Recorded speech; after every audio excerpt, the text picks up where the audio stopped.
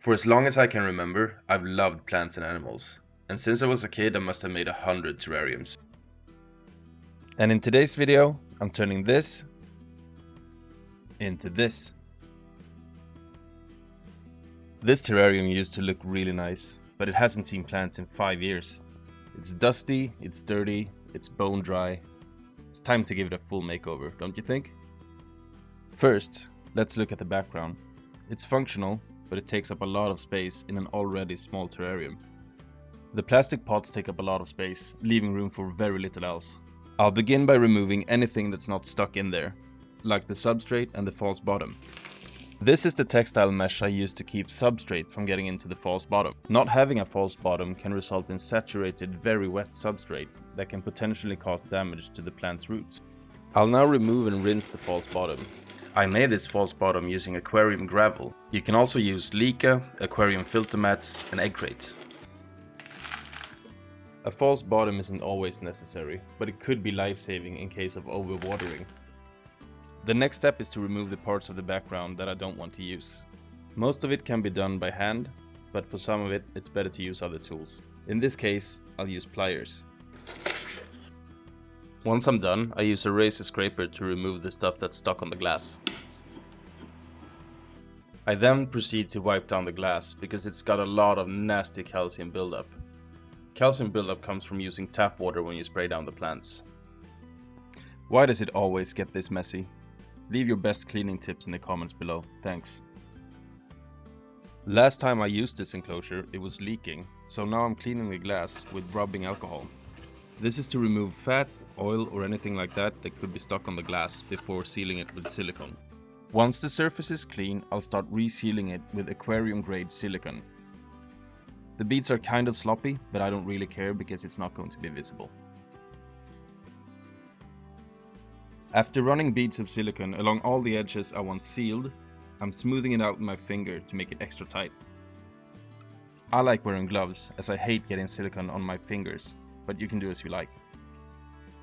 Next up, I'm securing a piece of Hydrolon to the background. Hydrolon is a textile mesh that wicks water really well. My hope is that it would lead any excess water from the false bottom back into the background. To make the background look a bit more realistic, I'm using pond clay for this build. I've seen others try it, but I've never tried it myself, so this will be a fun experiment. As you can see, it's very dry coming out of the bag. To add to the experiment, I'm cutting moss into tiny pieces and mixing it into the clay. My hope is that the moss will start growing out of the background. I'm also adding a tropical moss mix into the clay, and finally I add water and start mixing. Once I got it to the right consistency, I decided to add some substrate mix for texture as well. And now it's finally time to add it to the background.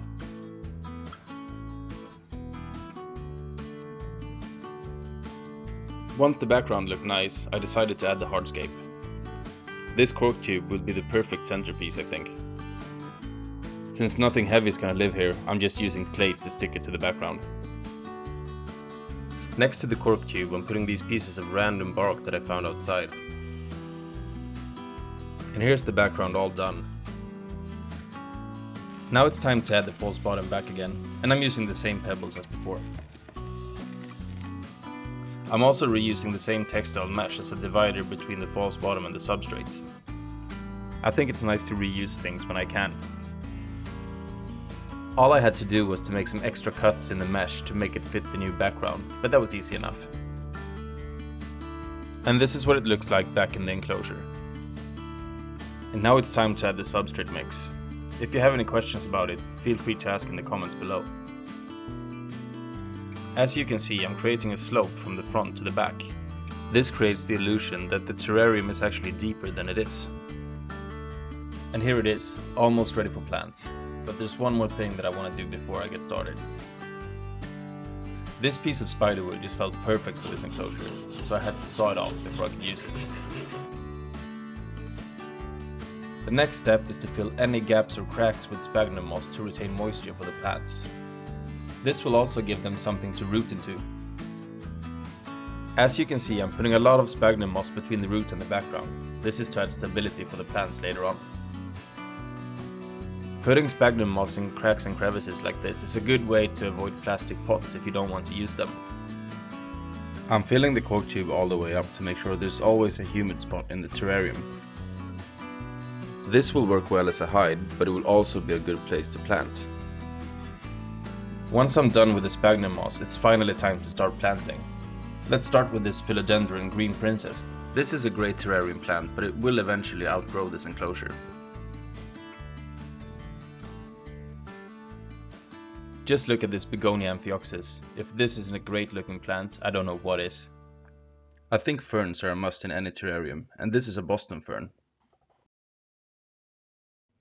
This creeping fig has no roots right now, but it will start growing in just a few weeks. Since I have limited space to work in, I'm adding multiple plants and mosses into each pot. This Begonia Red Kiss will definitely make the terrarium pop. Right next to the background, I'm adding climbing plants to make sure that they have something to stick to. As you saw before, I filled this cork tube with Spagnum Moss, which makes it a perfect planter.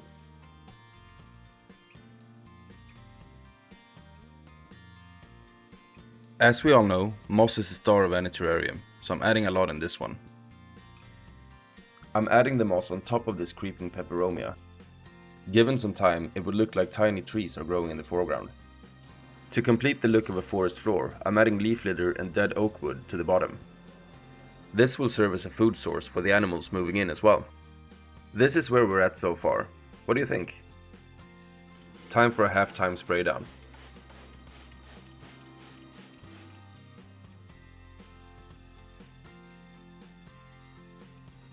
By making a hole in the substrate, the job of placing the plants is a lot easier.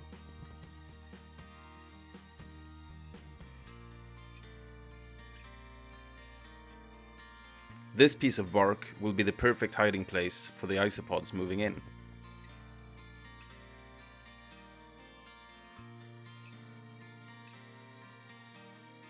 And here they are, the stars of the show. This is Armadillidium gestroi.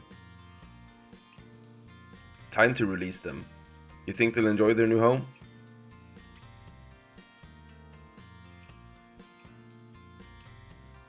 The colors and patterns on these isopods are just insane, I think. What's your favorite isopod species? Tell me in the comments.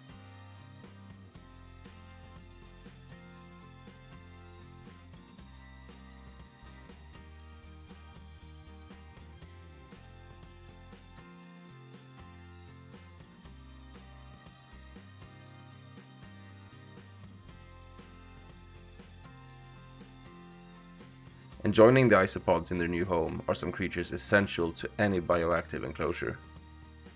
I'm talking about Springtails, of course. Mold is a common problem in terrariums, and the Springtails love feeding on it.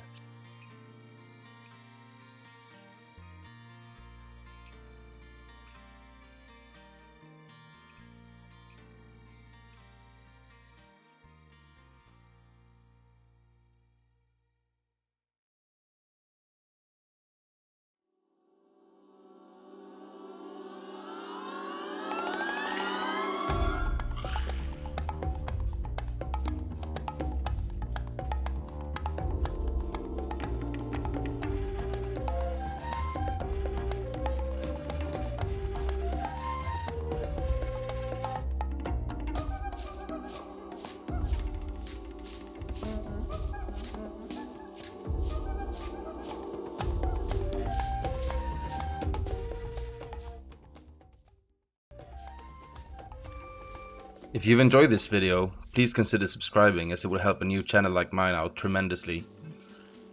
Also, why don't have a look at my other videos as well? Thank you.